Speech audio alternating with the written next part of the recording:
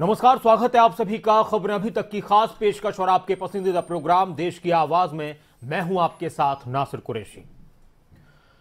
ये जो 21वीं सदी है, इसको तरक्की की सदी कहा जाता है, बदलाव की सदी कहा जाता है और बदलाव लोगों की सोचों में भी है और इसके साथ ही दुनिया के बहुत सारे हिस्सों में भी है। इसके साथ ही इस सदी में, इस शताब्दी में और इस दौर में यह भी माना जाता है कि अब लोग तरक्की की बात करते हैं और धर्म से, जात पात से ऊपर उठकर सोचते हैं। लेकिन जब चुनाव का मौका आता है, हमारे देश की बात हो, हमारे देश के किसी राज्य की बात हो या फिर दुनिया के किसी और भी हिस्से की बात हो, तो कई बार धार्मिक आधार पर चीजों को देखा जाता है। तो फिर सवाल यह खड़ा होता है, जिस पर आज आपकी राय भी चाहिए और आपसे चर्चा भी करनी है, और आपकी राय का जो एक मैसेज, जो एक संदेश दुनिया में पहुंचता है, देश में पहुंचता है, अलग अलग राज्यों में पहुंचता है, वो बहुत अहम होता है कि तरक्की के इस दौर में धार्मिक मुद्दे क्यों हावी हो जाते हैं। खासतौर से हम चुनाव की जब बात करते हैं, चुनाव किसी राज्य में होते हैं या फिर देश में होते हैं, तो फिर तरक्की के इस दौर में धार्मिक मुद्दे क्यों हावी हो जाते हैं। चुनाव के फायदे के लिए नफरत की बात क्यों की जाती है। क्या चुनावों में, फिर सवाल ये हो रहा है, या तो हो सकता है कि नहीं हो रहे हैं, क्या चुनाव में धार्मिक मुद्दे हावी हो रहे हैं। क्या देश के ऊपर भारी पड़ते हैं राजनीतिक लाभ, यानी राजनीतिक फायदे के लिए, सत्ता तक पहुंच के लिए, अपने राजनीतिक हितों के लिए ऐसे मुद्दे उठाना, ऐसे मुद्दों पर चर्चा करना, ऐसे मुद्दों पर बात करना जो धर्म से, जात पात से जुड़े हों, जिसमें नफरत की बातें होती हों, नफरत की बू आती हो, क्या वो देश पर हावी हो जाते हैं, क्या देश के ऊपर भारी पड़ते हैं। और फिर आखिरी एक और सवाल है, क्या जनता नहीं समझती राजनेताओं की चाल। चाहे वो किसी भी पार्टी का नेता हो, चाहे वो किसी भी पार्टी का नेता हो, चाहे वो एक आम इंसान हो, अगर वो किसी राजनीतिक पार्टी के दबाव में या उससे प्रभावित होकर किसी इस तरह की बातें करता है जो लोगों के बीच आपस में मतभेद पैदा करती हो, इंतशार पैदा करती हो, तो क्या लोग समझते नहीं हैं। क्योंकि राजनेताओं की तरफ से मंचों से जो भी बात कही जाती है, बहुत सोच समझ कर की जाती है। उनको मालूम होता है कि उनका संदेश, उनकी बात कहां तक पहुंचेगी और इसका क्या असर होगा। जितेंद्र जी हमारे एक दर्शक हमारे साथ कार्यक्रम में जुड़ चुके हैं। स्वागत है आपका जितेंद्र जी। नमस्कार प्रेषी जी, मैं टोहाना से जितेंद्र ज्वाला जी। जितेंद्र जी, ये बहुत अच्छी मुहिम चलाई है, इसका तो मैं अपने तहे दिल से स्वागत करता हूँ। जी सर। ये नेता लोग राजनीतिक लाभ लेने के लिए हम लोगों को इन्होंने बांट रखा है। हमें इन लोगों की राजनीतिक जो चालों को समझना होगा जी। हम लोगों को जागरूक करना होगा। ये राजनीतिक जब वोटर चुनाव आते हैं तो ये उसका फायदा लेने के लिए हम लोगों को बांट दिया जाता है। ऐसा नहीं होना चाहिए। हम एक इंसान है, इंसानियत को के नाते एक दूसरे को पहचाने, इन नेताओं को पहचाने, इनका भी, इनकी मंशा क्या है जी। तो इस मुहिम का मैं स्वागत करता हूं। और ये नहीं होना चाहिए, रोजगार की बात हो, शिक्षा की बात हो, हेल्थ की बात हो, विकास की बात हो, इन मुद्दों पे चर्चा होनी चाहिए। धार्मिक मुद्दों का क्या मतलब बनता है, नहीं होना चाहिए। शुक्रिया जितेंद्र जी, आप हमारे साथ जुड़े और आप भी जुड़ सकते हैं। सवाल आपके सामने है, मुद्दों की बात, जो जमीन से जुड़े मुद्दे, जनता से जुड़े मुद्दे हैं, उस पर ये हावी हो रहे हैं, इसमें कोई शक नहीं है। हो क्यों रहे हैं ये भी आपसे जानना है। मास्टर आर के कालिया साहब हमारे साथ हैं। स्वागत है आपका मास्टर साहब। नमस्ते भैया साहब। आदाब मास्टर साहब, कहिए। देखिए, जो तरक्की की बात कही आपने, मैं दो मिसरे कहना चाहूंगा जी। इस दौरे तरक्की के अंदाज निराले हैं। इस दौरे तरक्की के अंदाज निराले हैं। जहनों में अंधेरा है और सड़कों पर उजाले हैं। देखिए मेरे अजीज भाई, जब तक हम सचेत नहीं होते, जब तक हम अवेयर नहीं होते जी, और सबको अपना भाई नहीं समझते, कोई भी हो जी, आदाब कहिए, सत श्री अकाल कहिए, राम राम कहिए जी, तब तक यहाँ बात नहीं बन सकेगी। भारतीय जनता पार्टी हो, कोई पार्टी हो, 90% जो मेरे भाई सियासतदान है, आपको पता है, वो धर्म की राजनीति करते हैं, मजहब की राजनीति करते हैं। ये ऐसे बीज बो दिए, किसी ने भी बीज बोए हैं। ये आने वाली जो जनरेशन है, आने वाली जो पीढ़ी है, वो बहुत इसके लिए दुख उठाएगी कि देश में क्या हो रहा है। और बताइए वोट दें किसको। मेरा ये मसला होता है, अक्सर मेरा ये सवाल भी कह लीजिए आप, इसको एक मशवरा कह लीजिए, वोट दें किसको जी। ही सारे ऐसे बताइए, ये समस्या खड़ी तो ये हो जाती है। ठीक है सर। ऐसा कानून बने, कुछ सुप्रीम कोर्ट फैसला ले, माननीय राष्ट्रपति महोदय फैसला ले, इन मुद्दों को छोड़कर केवल विकास की बात की जाए, केवल भारतवर्ष की बात की जाए, केवल भारतीय की बात की जाए, तब जाकर बात बनेगी। मास्टर साहब शुक्रिया, आप हमारे साथ जुड़े और आप भी जुड़ सकते हैं। प्रेम जी हमारे साथ हैं चेन्नई से, स्वागत है आपका। प्रेम जी क्या कहेंगे? नमस्कार सर। नमस्कार जी, कहिए। सर हमारे देश में धार्मिक मुद्दे तो ऐसी तरह से उठते हैं, आप जरा सा उदाहरण देखिए कि कल प्रधानमंत्री साहब ने पंजाब में भाषण दिया कि देवी माँ ने मुझे देवी माँ के दर्शन करने थे, लेकिन मेरे को वहाँ की सरकार ने हाथ खड़े कर दिए। और वैसे गंगा घाट पर जाके बोलते हैं गंगा माँ ने मुझे बुलाया है, कैलाश में वहाँ पे जाके बोलते हैं कि बाबा शिव ने हमें बुलाया है, मैं यहाँ का बेटा हूँ। समझ में नहीं आता है इमोशनल ब्लैकमेलिंग क्यों करते हैं सबको। नेताओं को देखिए ये सब इमोशनल ब्लैकमेलिंग करते हैं। आज तक चुनाव की राजनीति रह गई है सब जगह एक, और हमारे प्रधानमंत्री साहब तो क्यों कोस रहे हैं पता नहीं है, और ऐसा वर्डिंग बोल रहे हैं जो कि दूसरा आदमी सोचता है। तो संदेह लगता है कि ये एक दूसरे में नफरत पैदा कर रहे हैं। जैसे कभी बंगाल की राजनीति लाते हैं, कभी केरला की राजनीति लाते हैं, कभी वो माफिया की राजनीति लाते हैं। सर ये सब जगह की जगह उन्होंने जो अच्छे काम किए, अगर खाली वो बोले कि हमने ये किया है, तो जनता अपने आप सोचे कि हाँ आपने ये किया है। दूसरे की कमजोरी बता के अपने को ऊंचा क्यों बता रहे हैं। 2014 की बातें करते हैं कि हमको चौपर नहीं दिया उन्होंने तो मैं घूम नहीं सका वहाँ पे बोलते हैं कि मैं जब वहाँ पे आया तो जब ये अमेरिका गए थे तो इनको वीजा क्यों नहीं मिला। तो फिर ये कोई बात तो है नहीं सर, पुरानी चीजें उठाते हैं हमारे प्रधानमंत्री साहब कर रहे हैं। तो शुक्रिया, आप हमारे साथ जुड़े और आप भी जुड़ सकते हैं। कुलदीप जी हमारे साथ हैं, स्वागत है आपका। कुलदीप जी नमस्कार। नमस्ते खान साहब जी। नमस्कार, कहिए सर। मैं इसके बारे में ये बोलना चाहूंगा कि नेता लोग बातें करते हैं, धार्मिक बातें करते हैं या दूसरी की बातें करते हैं, जैसे कि राम मंदिर की, मस्जिद की और हिजाब की, इन्हें इस प्रकार की बातें नहीं करनी चाहिए। चुनाव में इनको जो स्वास्थ्य के बारे में, शिक्षा, पानी, बिजली और देश की तरक्की के बारे में, महंगाई का मुद्दा करना जीना चाहिए, इस तरह की जिससे कि लोगों में आपस में सांप्रदायिक बैर उत्पन्न हो। इसलिए इन्हें जो अच्छी बातें बोलनी चाहिए। धन्यवाद। शुक्रिया, आप हमारे साथ जुड़े। रामजी भाई हमारे साथ हैं गुजरात से, स्वागत है आपका। देश के कोने कोने से फोन आते हैं आपके और बहुत शुक्रिया उसके लिए। रामजी भाई नमस्कार, कहिए। देश के नेताओं को धर्म की राजनीति से बचना चाहिए जी। देश के जनता के बारे में सोचना चाहिए। विकास, शिक्षा, बेरोजगारी, महंगाई, पेट्रोल डीजल का दाम करना चाहिए सरकार को। जनता नेताओं को बात में नहीं आना चाहिए। हिंदू मुसलमान नेता करते हैं, उनकी बात में नहीं आना चाहिए जनता को। आपका धन्यवाद सर। शुक्रिया, आप हमारे साथ जुड़े। आप भी जुड़ सकते हैं। उमा जी हमारे साथ हैं शिमला से, स्वागत है आपको उमा जी। उमा जी नमस्कार जी, कहिए। नमस्कार। ये जो राज्य की थी तो वो महात्मा गांधी जी ने की थी।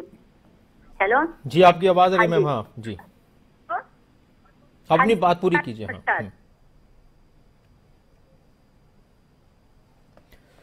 चलिए, शुक्रिया मैम, आप हमारे साथ जुड़ी और आप भी जुड़ सकते हैं। सवाल आपके सामने। बलदेव जी हमारे साथ हैं, स्वागत है आपका बलदेव जी। नमस्कार जी। नमस्कार बलदेव जी।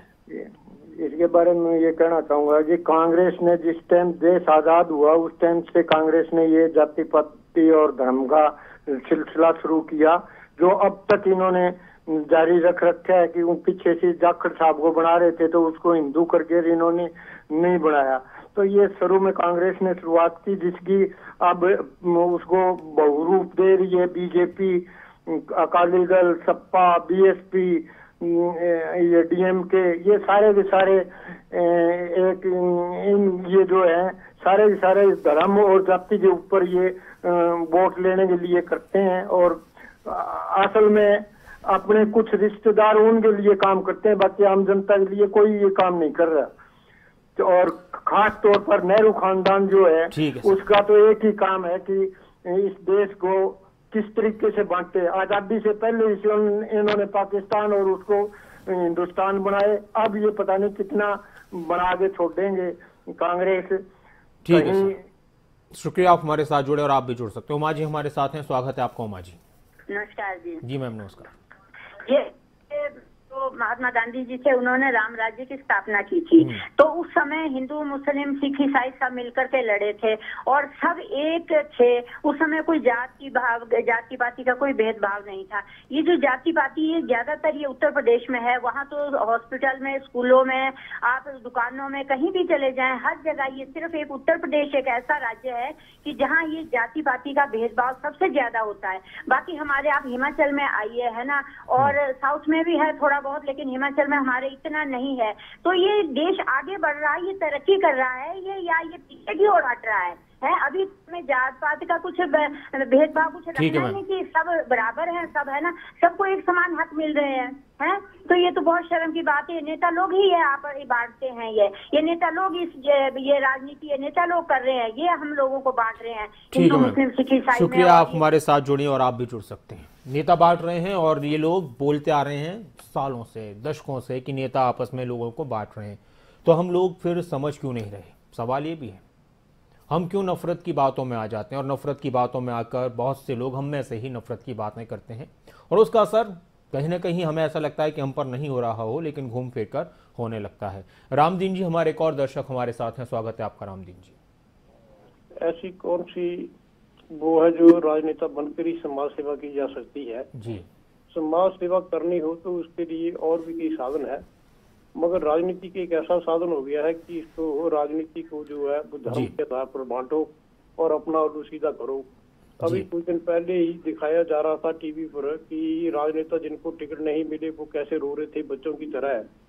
तो उनसे पूछा तो कहते कि समाज सेवा के लिए आगे आए हैं।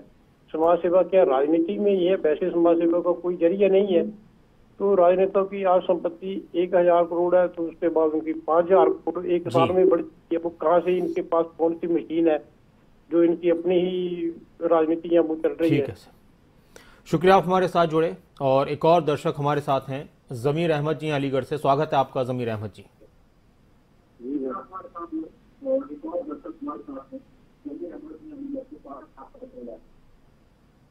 जमीर जी अपनी बात रखिए, आप जुड़ चुके हैं कार्यक्रम में।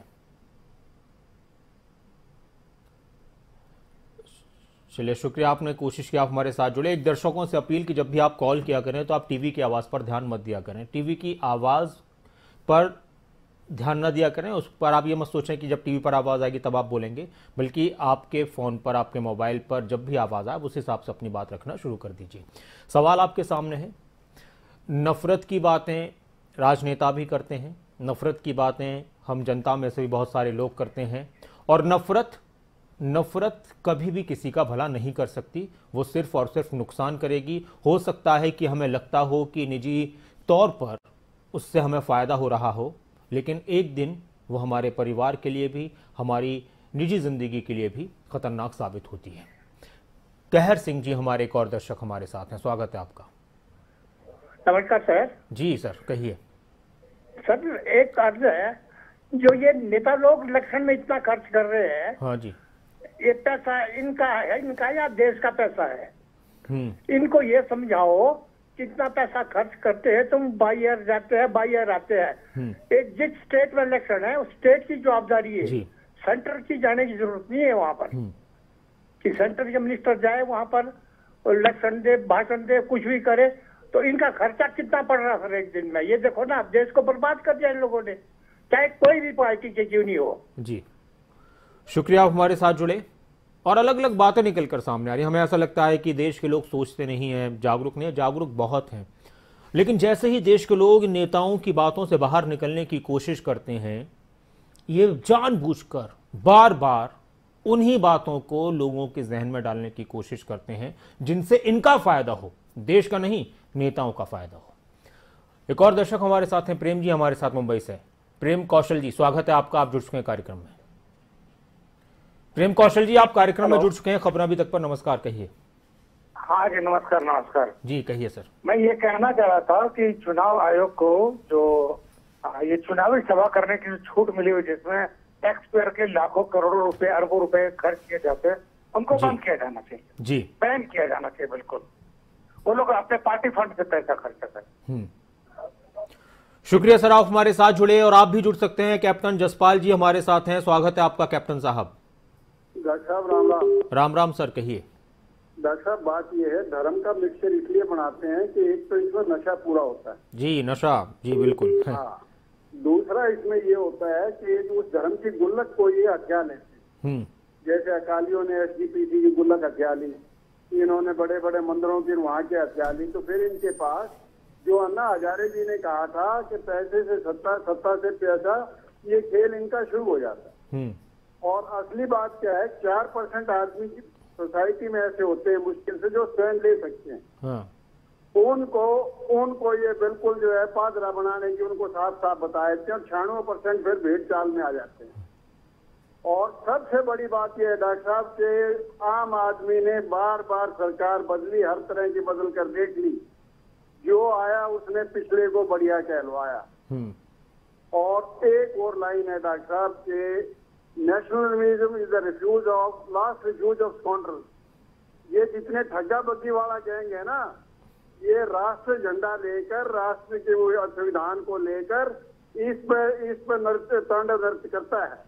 वो आम आदमी जो है उसमें बह जाता है फ्लो के अंदर। ठीक है सर, शुक्रिया डॉक्टर साहब। शुक्रिया, आप हमारे साथ जुड़े और आप भी जुड़ सकते हैं। प्रदीप जी हमारे एक और दर्शक हमारे साथ हैं, स्वागत है आपका प्रदीप जी। नमस्कार नासिर जी। नमस्कार प्रदीप जी, कहिए।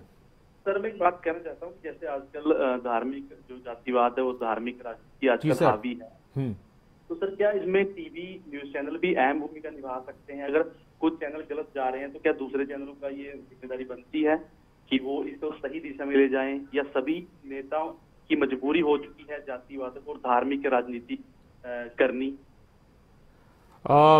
हो सकता है, जैसे नेताओं में बहुत से नेता नफरत की बातें करते हैं, दूसरे मुद्दों में उलझाते हैं, उनमें से कुछ ऐसे भी नेता होते हैं जो कोशिश करते हैं कि भाई इन बातों को न करें, लेकिन कहीं ना कहीं वो भी उसमें उलझ जाते हैं और कहीं ना कहीं उनको बात करनी पड़ती है।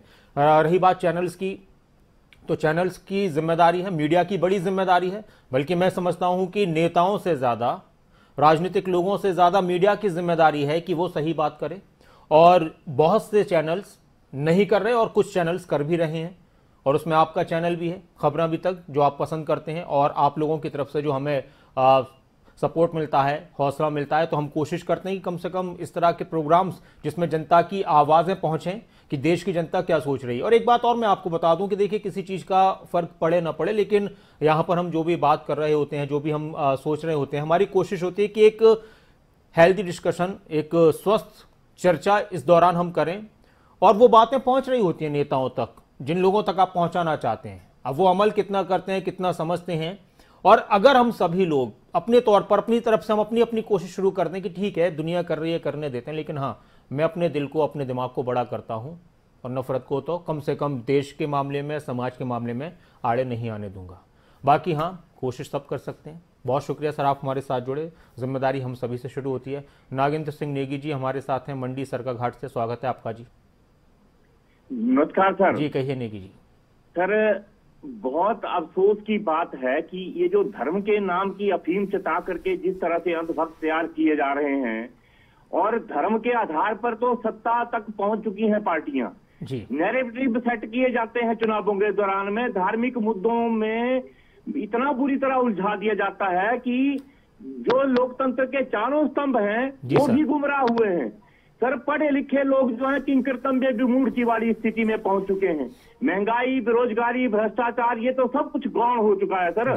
और ये हिडन एजेंडे जो हैं, इसका इतना ज्यादा असर हो जाता है चुनावों के दौरान में कि आदमी ना चाहते हुए भी कहीं से कहीं पहुंच जाता है वोट देने के लिए।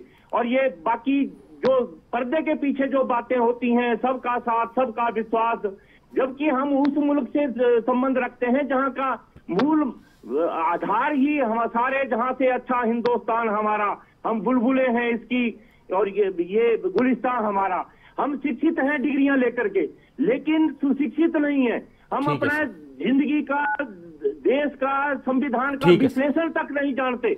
और इस सारी बात का जो फैसला कर रही है ये व्हाट्सएप यूनिवर्सिटी जो है, जो सोशल मीडिया है, वो किस तरह से हमें यूज कर रहा है, मिस यूज कर रहा है। और ये जो राग दरबारी और ये जो टीवी चैनल, और ये बिल्कुल सही दिल की बात कही आपने, ये तो दिए और तूफान की लड़ाई जैसी पोजीशन आ चुकी है सर। शुक्रिया आप हमारे साथ जुड़े, क्योंकि लगातार कॉल्स हैं। कल्पना जी हमारे साथ हैं, एक और दर्शक हैं कल्पना जी हमारे साथ, स्वागत है आपका कल्पना जी। नमस्कार। मैं ये कहना चाहती हूँ कि जब रिलीजन और पॉलिटिक्स जी मैम मिक्स होते हैं तो डिजास्टर होता है जी एक कंट्री के लिए, और ये नहीं होना चाहिए।